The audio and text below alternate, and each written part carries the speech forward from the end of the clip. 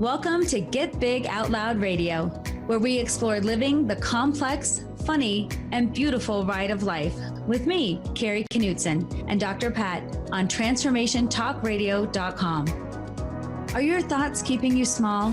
Are you ready to get big?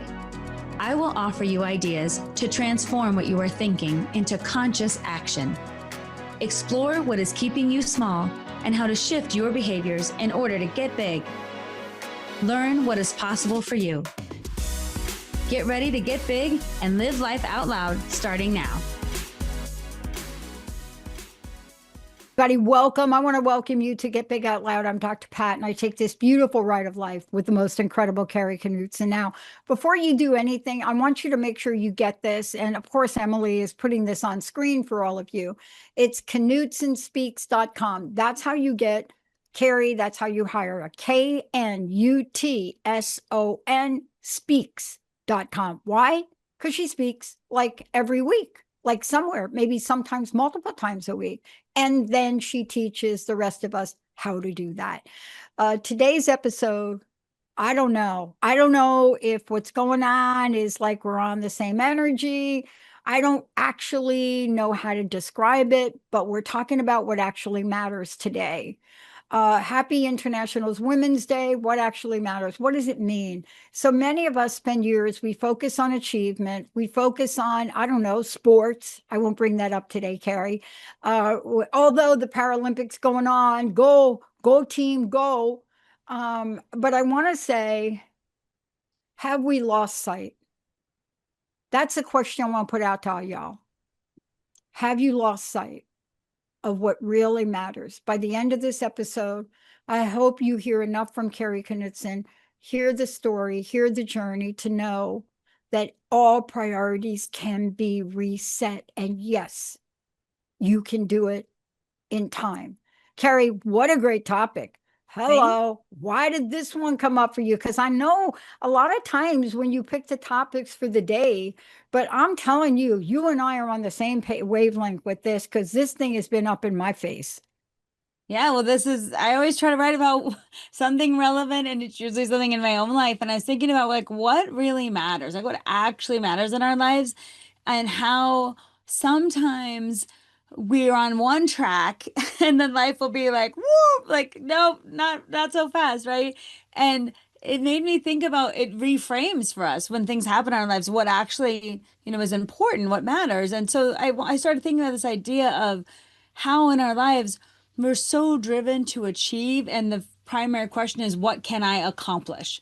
What can I do? We're productivity based, but it even starts before that and I think like pleasing our families, like, oh, look what I did today. Look what I did. Look what I did in school.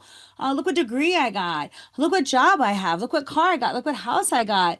Look where I traveled. Look at the things I've done. And the more we get into that, the further away I think we get from what matters. And the point is, I think it's a healthy developmental stage to want to achieve things. Like you said, little kids want to like learn how to crawl because like I want to go from here to there, right? And then when we're interested in studying something, we want to learn more because like this is fascinating to me. I want to do this. And so achievement itself, isn't bad. It's definitely a developmental stage, but I think we get stuck in this idea of achievement culture.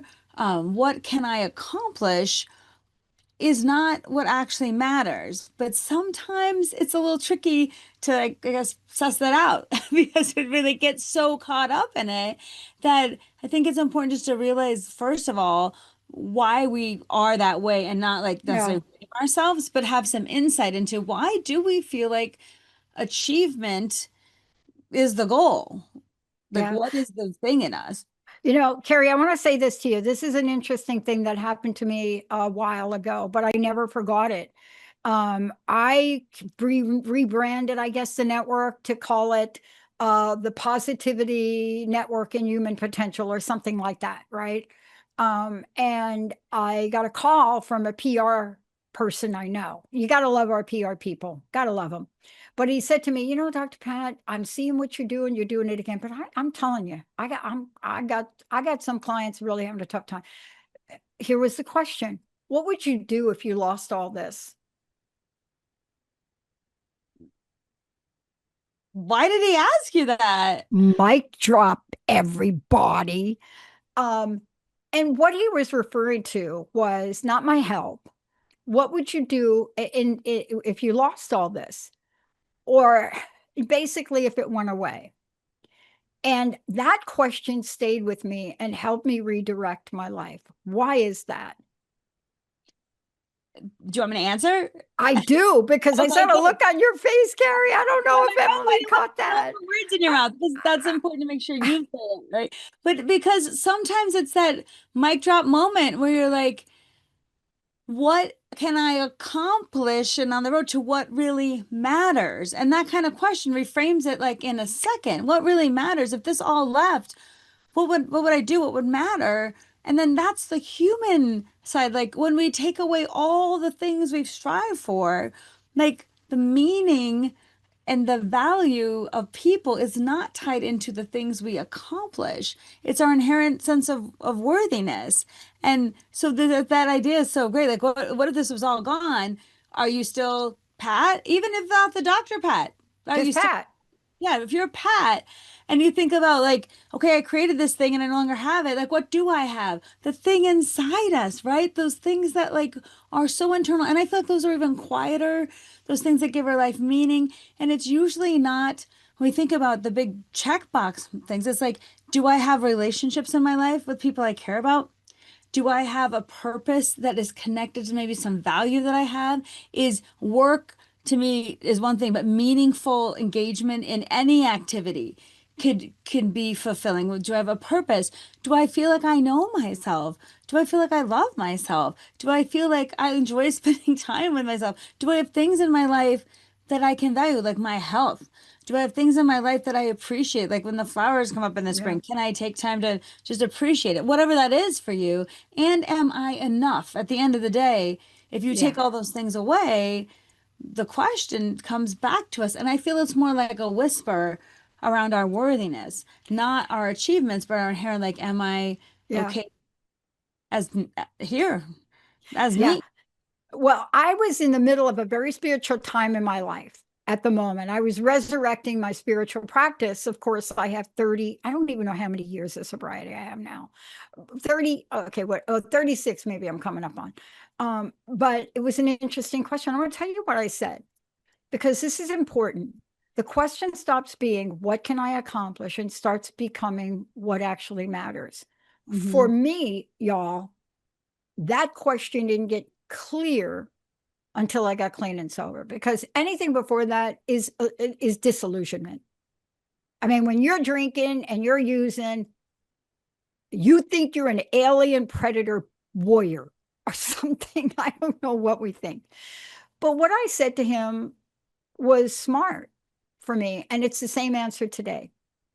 And I said, you know what? This doesn't belong to me. Whatever the this is you're asking me about, dude, I called him dude because I've known him a long time. He calls me dudette. He doesn't call me Dr. Pat. I said, listen, this isn't mine. I signed up to do something for a greater purpose other than myself. And I'm being driven by spirit to do that. And he just kind of stopped. He said, well, then what? And I said, here's the thing. Every point in my life that I can point to when, according to your metaphor, lost everything, homeless at 17, mom commits suicide, whatever you want to put it on your chart. Because of my belief in a benign universe and a benevolent universe, I have always been given something better. Now, to your point, sometimes, like when I lost my job, I was given myself at that point in time in my life, Carrie. Hmm. Lost my job, 25 years, 2 years in sobriety. I could have thrown that thing away. I could have sat in some bar, but I wasn't given that. I got hit with the thought as my boss is ripping my badge, 66147 was my ID, ripping my badge. I still remember that, ripping my badge off my neck. And all I heard was call Columbia. Now, I want you to talk about this.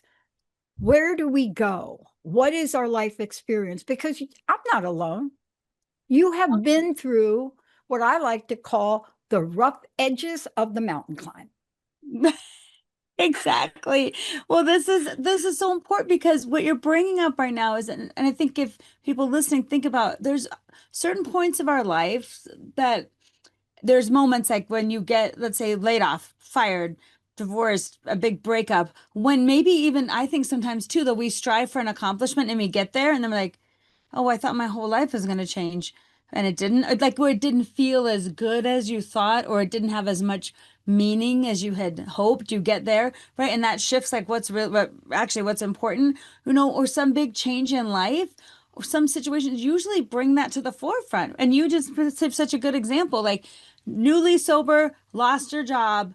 Oh my God. And then you kind of think like, well, now screw it, I'm gonna go drink again, right? Or whatever. But like there's something in you that says, what really matters now, right? Like, is my sobriety worth this blip on the screen of the job? But see, when our identity is so much about our job and our worthiness, and it's hard to be like, people take layoffs also personally too, like, oh my God, I did something wrong. Even if the company's like, no, we mismanaged this or we don't have money. It's personal because you take your job personally. People show up every day to do a good job, right? At their jobs. So when that's ripped away, I call that the thin veil of our reality has been lifted in a way to be like, what now?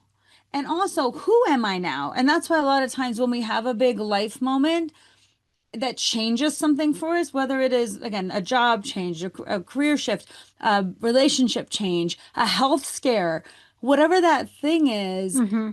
it leaves us in this space of like, what now? Who am I? Yeah.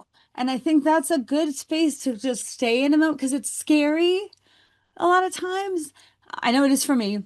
Like, who am I now? And I can track different times in my life when I've done that. And like, I feel like if you can sit in that moment and tap into like who am I now, and also my job is not my worth, my relationship is not my worth, and like kind of talk yourself out of like your inherent worthiness, and then recognize that things will feel different after that happens, when your baggage is taken Yeah. away, when Yeah. you no longer drive to work in the morning. Rip that thing off my neck. Yeah, when they rip that thing off, when you're no longer identified by your badge or job. That's what we say too in our society. Hi, I'm Kari. And then I say, hi, Dr. What do you do? It's our first question. What do you do? What do you do? And we just tap into that as our value. And also, did I say that whatever I said, I hope it was good enough to like make you happy, right? Because like sometimes, Oh my God. I have to change my answer to that question, what do you say now? because I don't have a great elevator speech. You got to help me with my elevator speech offline if you don't mind. Yeah. Because even now we're changing like where you go to. And I'm on the fence about this. So here we go. Here's the thing. So when this happened, this is a can I make a pop culture reference? You don't I'm Yes. not going to See if ask I you know it. questions about it. Okay. At this time, I'm not kidding, folks. At the same time this crazy town was happening for me, Sinead O'Connor, who put out one of the most incredible songs to this day, you cannot listen to. Nothing compares to you. It's hard without crying. Okay. At the same time, in October, after God, Spirit told me, call Columbia, she rips up a picture of the Pope. Her career was over. One action. But why did she do it? Because you know why, to your point, what actually mattered to Sinead O'Connor was the abuse that she experienced in the Catholic Church growing up, the cover up by her mom. That's what mattered to her over and above. And do you know what's happening now? Do you know what our tagline is for this year? This is why I say you must have been in my brain for the last week. So for me, I didn't come out all Pollyanna this year, but I came out hope with hope. And our tagline is, if you listen to this network, if you become a host, you're going to become unmissable, unstuckable, unforgettable, and unapologetically visible. That's I didn't make that beautiful. up. But let's talk about this. Give us a breakthrough. Now, Sinead O'Connor is one example. Will Smith is another. But that's not my point. What mattered to Sinead O'Connor was exposing the level of sexual abuse in the Catholic Church. And why did I relate to that? Because I was sexually abused in the Catholic Church at age 6. No, sexually and physically by nuns. So that's the first time I've ever said that on air. Look at what you did, Kari Knutson. Wow, Dr. Pat. How But did you it see, how did but it to drop the facade of not even being a survivor of that? How did it feel to say it? we have to really speak out on what actually matters now. We Hmm. really do. You But both of here's your what you're example, talking about, you right? both of your examples with Sinead and your own abuse, like one person saying, like you set it up perfectly. Here she has this big career, she's huge, Gone, right? gone. And it's gone in a moment. But what actually matters versus the striving and the achievement in that moment is like I can't do this anymore. So she makes a political statement, right? And then that impacts you to be like someone else. I'm not alone, right? And then at the end of the day, when you think about her career, I think she just passed, right? She passed, and I wept when she passed because she was out in concert again. And by the way, since she ripped at that thing, all of the abuse and the sexual abuse and the pedophiles and all that were exposed. And to this day, the Catholic Church has done nothing about it. Right. So if you think Don't about even talk about that. Well, I didn't talk about that. legacy, but you think about her legacy and how she impacted you and what that Exactly, and because it's she your impacted ability, me. right? She impacted you, and your ability to say in this moment, what matters is I don't want to not say this thing that's true about me, right? I don't want other kids to have to go through it. But then the next question, and I'm going to turn this back over to you, because how do we begin to notice what truly holds meaning?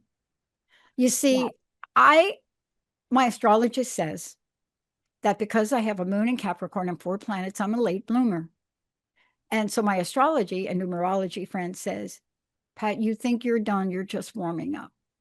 Now, if this is what you're hearing from me, I can't wait to where I'm going to be in a month. But tell us, how do we begin to notice what truly holds meaning? What truly holds meaning for you? You picked this episode. So Yes. there's got to be a few things that hit you Oh, or popped up. definitely. Well, one of the things that hit me was so I hurt my back recently, like badly.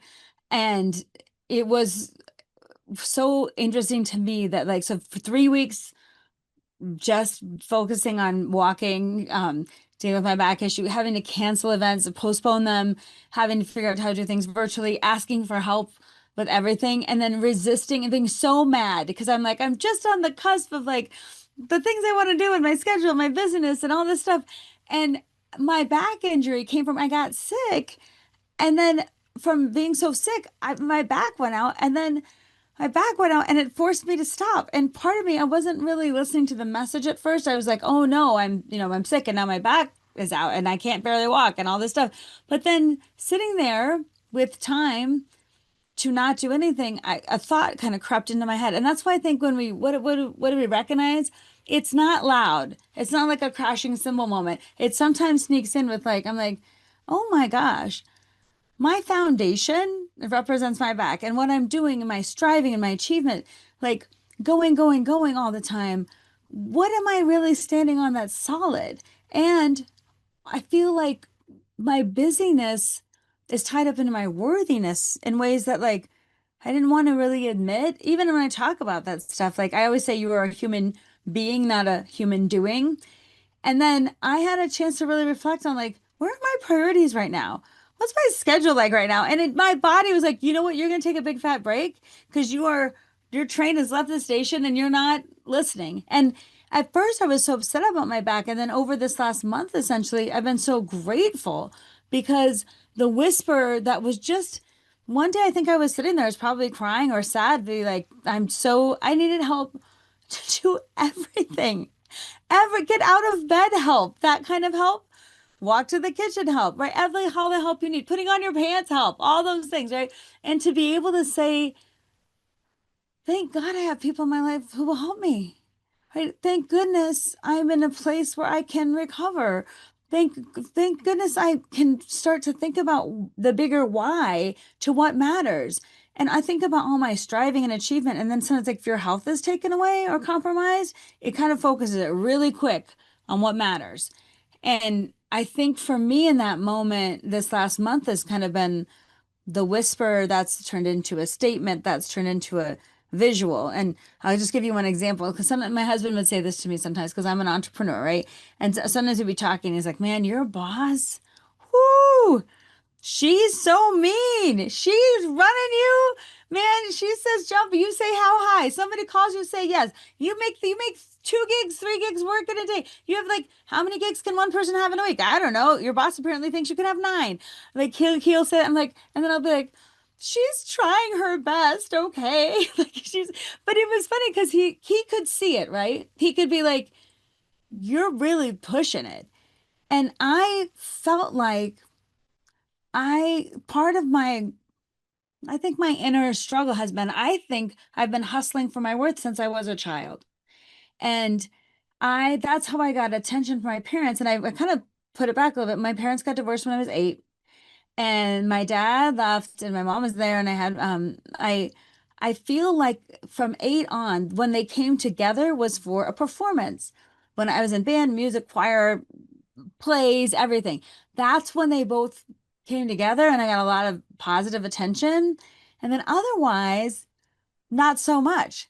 And I think part of the seeds that were planted in me is like, in order to be seen, you have to be doing something, and it better be big. It better be a lot. It better be cool. It better. And I think part of me missed out on the sense of, what if I don't do anything? Am I still worthy? Because I'm not getting attention in other parts of my life. And I Yeah. trace that back to this feeling of like, I think I've been hustling for a long time, and I'm 54. And I think I've had different iterations of slowing down, but this back injury really caused me to reflect on Yeah. the busyness of life and like what I think achievement is. How many gigs Yeah. should someone do in a month? And I used to say, Dr. Pat, so I talk about 100 times a year at different events, around 100 times a year. And I was so proud of that stat. I was like, look at me, I talk 100 times a year. That's like so many. And one month I had 22 gigs. One month, that's my highest that I've ever had, is 22. And I felt so proud of that. That's more than like every other day, like just speaking, speaking, speaking. And I love the gigs. I love the people. I love that. But then I have to say, physically wise, is that a good thing? Or like, how many gigs does it take? Is 100 enough? Is 150 enough? Is 50 enough? Is 25? What is the number? Why are you striving? And so I think this time for me, the reason I wrote this, like what really matters is I'm like, it matters. I have amazing friends that showed up for me. I have an incredible family that supported me. I have medical professionals that are helping me. I have time to recover. I and I don't want to just now go back to what was, because I can't now. I've already seen the unseeable. I saw what Joe was saying that whole time. Yeah, no kidding, right? Right. Totally. And part of that, and the part of that understanding, if you're going to talk about part of the understanding is what happened in the end. Oh, get paid back double. Oh, why? Oh, because we don't, you can have, I sometimes I can be so black and white in my thinking, and other times I'm just all gray. I'm like gray matter, right? But Hmm. Einstein said it best. You can't solve the problem at the level the problem was created. So what he's saying is booking more speaking is not the solution, Hmm. but we do. And what I want to do is take a short break, but when we come back, I want to talk about how we look at this, how you've done it, especially through the eyes of the seasons. The Hmm. other thing I want to say, and thank you for mentioning your parents, because I was very estranged from my dad. And when my dad passed, I got to spend time with my stepmom, time that I wouldn't have ever spent, and my sisters. And my number one goal up until his passing was to make sure that when dad called and asked me, how much money are you? It was first question, never asked me how you are. First question in dad's mouth, how much money are you making now? And I said to my stepmom, you know what? He's gone. I never have to prepare to answer that question again. Let's take a short break. How is your life like the seasons? Kari is going to walk us through that. And then what do you do when you reflect on the passing of somebody close to you? I know for me right now, I've moved back to New Jersey and I'm reliving some of that loss here. But in the end, what do you believe? Do you believe that a setback is a message for you to quit? Or do you believe that a setback is a setup for unimaginable I was going to say propositions. I don't know what show I've been watching. Unimaginable possibilities. Before we go to break, I'm watching too much of Law and Order SVU. Before we go to break, Kari, what is the best way for people to contact you? And also, you coach people get through these life issues. How do they catch you? Yes, and this is such a beautiful part of creating your own business that I get to do more of what I love, right? And less of I don't. And so my reach out at knutsonspeaks.com, which is on your screen, and you can find all my presentations, my keynotes, my coaching opportunities, and the biggest thing I would tell is my show is coming up at the end of the month, March 29th in Denver. So if anyone's in Denver and wants to come to the Clock Tower Cafe, oh my gosh, Clock Tower Cabaret in Denver. Let me refocus. On March 29th at 6 o'clock, my show Ain't Never Met a Stranger, all about our human connections, is going to be playing there. And I usually do the show once or twice a year, and it's such a wonderful event. So anyone listening in Denver, and that information is on my website too. I love it. See, this is part of it. And I want to talk to you about it when we get back from break. You said something, and I want to hold on to that. Like, I don't care how many teeth y'all have in your mouth. You could be toothless, but I want you to hold on to this right between your teeth. I'm so excited because I'm doing something I love. Emily, let's take a short break. We'll be right back.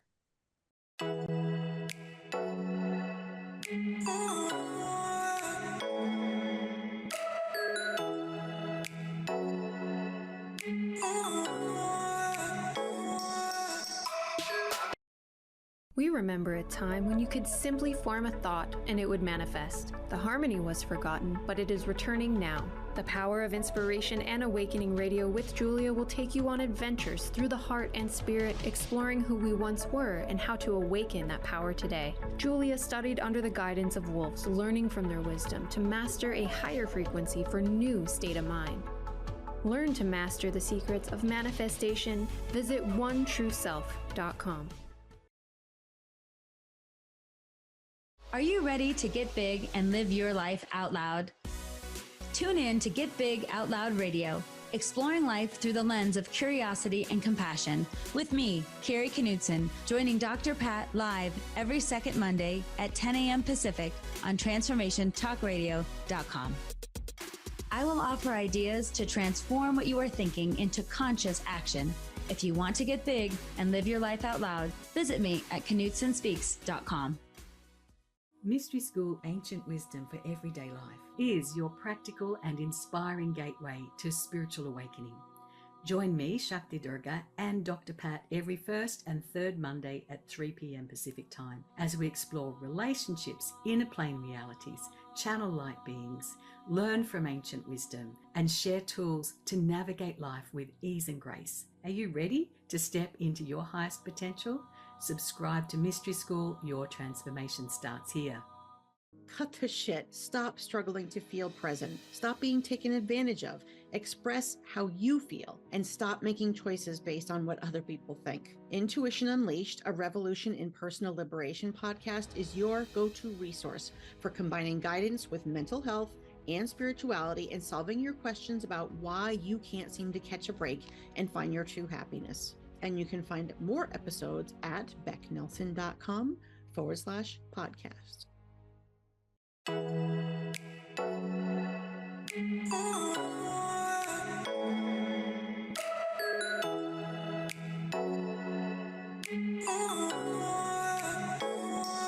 Cut the shit. Cut the shit. Stop struggling to feel present. Stop being taken advantage of. Express how you feel and stop making choices based on what other people think. Intuition Unleashed, a revolution in personal liberation podcast, is your go-to resource for combining guidance with mental health and spirituality and solving your questions about why you can't seem to catch a break and find your true happiness. And you can find more episodes at becknelson.com/podcast.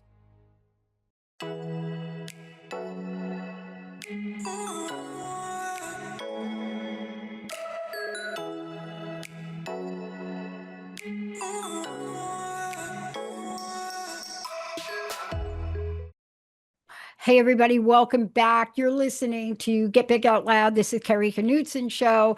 And as we mentioned before, I want to just reiterate, um, you're hearing us talk about life, and there's a reason. This is what Kari does. She speaks, and you also heard how many times she speaks. Uh, she speaks, she travels to do that, and she talks about things that actually matter, not just to herself, but to the people that hire her. Also, she has a phenomenal coaching program. So, what she does is she helps people. She is an emotional intelligence expert.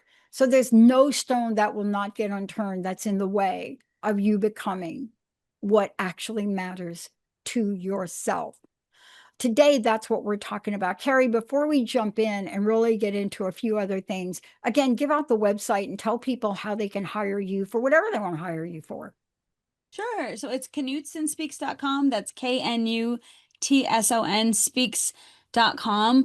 And on the website, you'll see keynotes, presentations, coaching, my show, which is coming up, and ways to contact me. And I love it too when people contact me and say, I'm not quite sure what we want. And then we have a conversation about how I can be most helpful because my goal is to be of service. Like, how can I help organizations and individuals in any way not suffer or get better at something they're trying to get better at, and to get the root of that. Like, to me, it's so cool that I feel like my job has so much meaning for me too, and I love that I get to work with people in all kinds of fields, all kinds of Yeah. industry, doing all kinds of things. That really, fills me up. Don't you love it? You know, let's get back to the topic because I get asked a lot of questions. But again, the question that I'm starting to get asked now is, aren't you tired of what you're doing? How much longer do you think you can do it? And then I turn around and say to them,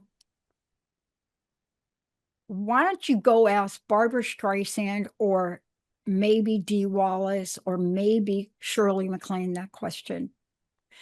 And they just stop for a minute. And I said, you know what the three of us have in common? We love what we do. So let's take it away. If we lead with loving what you do, you can actually become Mary Morrissey, who did lose everything, who owed tens of millions of dollars and reinvented herself. Why? Look, giving up is the easy road. It really is. But when you're called from the inside, like Kari Knutson is, you have a season and you show up for a reason. Kari, walk us through the rest of your story. Okay. Well, when I think of all my podcasts are about what's going on, and the other thing I was thinking about was when we start to shift into like what can I accomplish to what actually matters. A lot of times we talked about a shift in jobs or roles or relationships or a move or something that, change, something that's taken away from us. But I think one of the biggest things is when someone dies.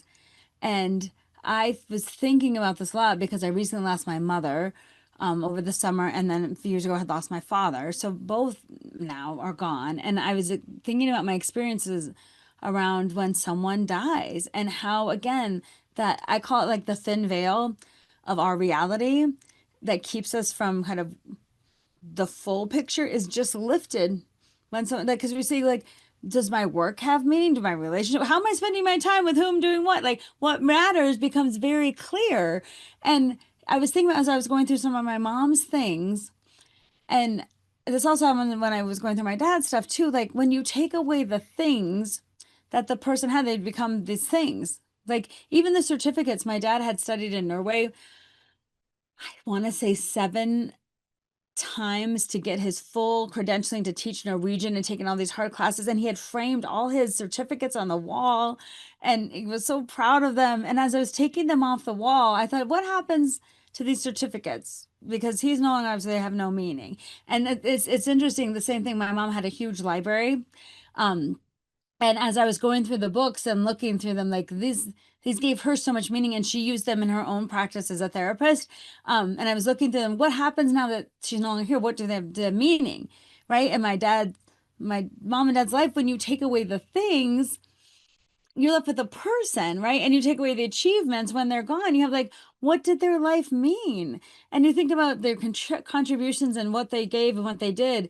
And at the end of the day, you're like, what was important about their lives and what remains, because all the things go away. So then just what remains is your memory of them, or like how you felt about them. But I was thinking about this idea of when someone we love dies, it's hard to go back to real life. And I think sometimes we're like, well, how is the world going on? How are people honking their horns and being upset about whatever when someone is gone from this world that we love? And I think that just is such an interesting, for me, kind of marker where there'll be your life before this experience and then your life after this experience. And you can't quite see things the same way again.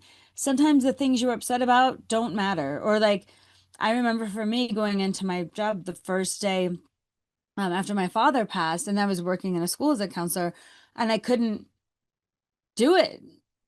I wasn't ready yet. And this is the thing about me. I just tried to go back to normal too fast. And I had to be like, I can't be here right now because nothing is as important. Like I couldn't function, I couldn't focus. And then when my mom passed, I was thinking of this idea of like, who was she to me? Who was she to other people? What really mattered about her life? Her role with my sister, like, complicated relationship things that at the end of the day, did you have love? Did you care about other people? Did you try? Like, and I think two things can be true at once. People hurt us and they love us. People tried their best and maybe it still wasn't good enough, but you can still see them, even to me, like not as my mother, as a person who had a journey through her life and made some decisions and choices and how that influenced me, right?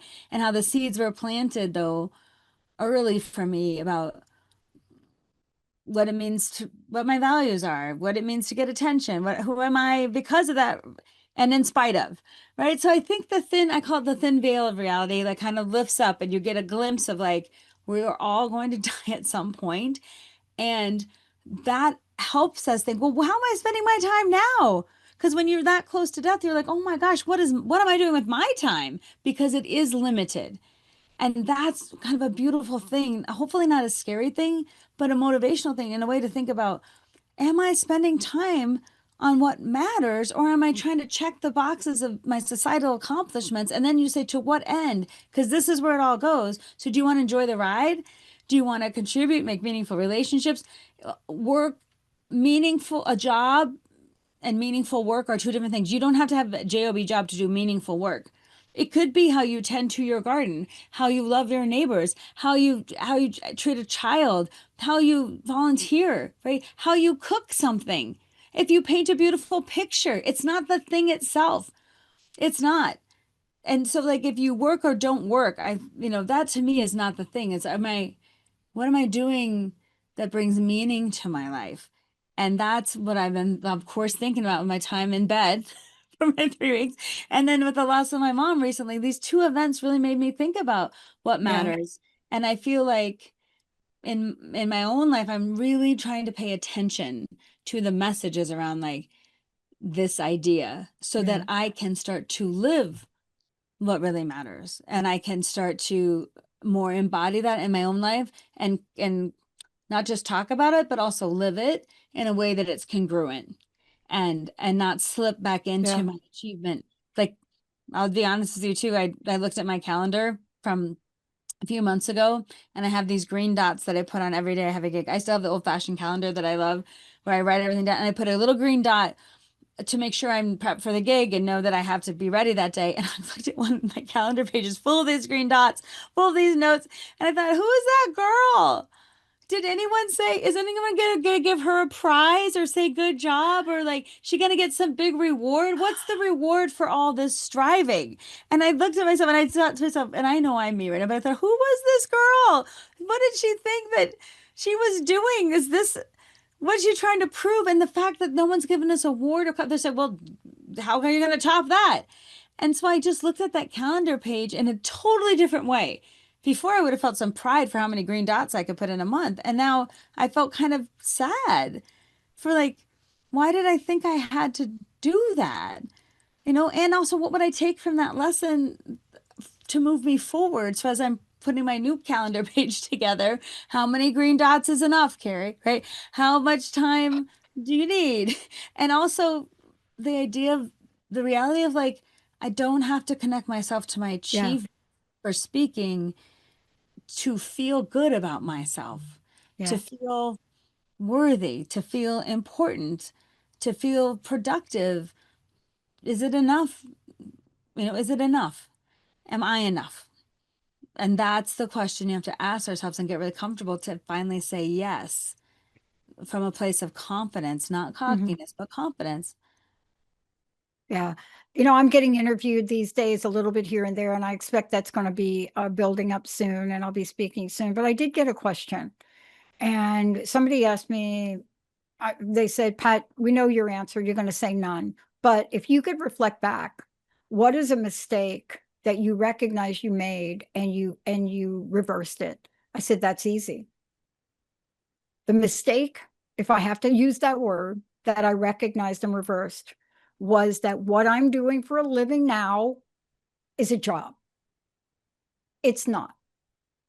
If you go back in my life and you look at spirit, everything in my life, Catholic boarding school, homeless, suicide of the mom, getting into doctoral program, AT&T, if you look at all of that, it has prepared me by giving me now in this world today a gift I never thought I would have, a gift to come out in the world, be a spokesperson for positivity and human potential, and then build something so other people can come out and help other people. See, and I said to him, I said, it isn't about that. And, he quoted that I'm coming up on 10,000 episodes in my life. And I didn't even know how he calculated that. I said, that's great. We could probably do some celebration about that. But what I celebrate every day is that I'm here and I'm in service and in service of helping other people, whether it's sponsoring somebody that's an addict or an alcoholic, or somebody that's through a rough patch of time, or an organization that has clearly lost their way. Mm-hmm. That's what I'm here on earth to do. It's not a job, it's a gift and a blessing. That was the greatest pivot in my life when it comes to, quote, would you say at the beginning, what I do. Yeah. Now, when I'm on a plane and they ask me what I do, what I say is I play championship ping pong. That's what I say because I don't have a good elevator speech. But part of this, Kari, if you would, let's continue this because that was an aha moment for me, and I've been getting those recently regularly. I think I moved to New Jersey, back to New Jersey, and of course I get the little snotty comments from people who don't know that I grew up here. And when I have to explain it, I stumble on my words. I was called to come back here for reasons I've yet to learn Yes, why. and reasons that are hard to articulate, but the knowing is there, right? But Yeah, that's an interesting thing to say when people ask me, notice those external forces. Do I say something that's okay for this person so this person will understand? Is it okay if I talk to like it's like performative, right? Is it a good answer for you? Are you going to like what I say? And then sometimes we have to, but we get caught up into what other people think all the time. It's a human nature. Like, is it good enough from Seattle to New Jersey? Why that? Like they don't know your story. And also, I love that you say, I don't even know how to articulate, but I know I've been called. That to me is intuition. That to me says sit with it for a bit. But notice in our culture, go, do, figure it out, have an answer, question, answer. And sometimes it's the refinement of like, I'm gonna sit in this space till it comes to me. And I yeah, don't actually have to have the perfect answer right now because it's not formulated yet, but I'm trusting my gut or I'm going where I need to be. Or like I had an interesting experience too when I got a degree, I got a master's degree in higher education administration, was working at Harvard Medical School, wanted to be a dean, wanted all those things, right? Was really proud of myself. Undergrad, grad, got a job at Harvard, check off the boxes. I was like so proud, right? And then all of a sudden, as I was working with students more and more at Harvard, I was like, I think I should be a therapist because I was doing all this stuff in student affairs and I was really connecting with these students. And I was like, oh my God. And at the same time, I met a deaf person who worked at Harvard named Frank, who was setting up an ASL class for his division, the AV division. And they only had 9 people, and Harvard wouldn't pay unless they had 10. So Frank's like, come be in this class. You don't even have to pay attention. Just sit down, sit your butt in this, eat your lunch, read a book. I don't care. Harvard needs 10 people. You're number 10. But you know what happened because of that sign language class? I became fascinated with sign language. And something I didn't know about. And I'm 28, realizing I don't want to be in higher ed and be a dean. I think I should be a therapist and I should learn sign language. And then I was like, I'm going to go to a school for the deaf called Gallaudet and enroll in grad school for counseling. And everybody's like, you have this life. And all I can tell you, Dr. Pat, it was intuition. It was like, nope, this is, and everyone's like, you already have a degree. You already, what are you doing? What are you throwing away? And I couldn't say what I could say now because I had to have the experience first. And you know what I knew on this side of it? Moving, leaving Harvard, getting another grad degree, changing my trajectory, my career, learning an entirely new language. I found the rest of myself on this side. I wasn't fully expressed yet. And this experience, now I know why I did all that to find the rest of myself, that part of me that was yet like needed this whole experience, but I couldn't say it on this Yeah. side. But notice when people ask, what do you do with that? What's going on with this? What we feel the need to prove ourselves, to have an answer. And that waiting to me, that pausing is so valuable. To be like, I don't know, it's coming to me. If I'm following my intuition, or right now, this is why, whatever. But even what are they going to do with that information?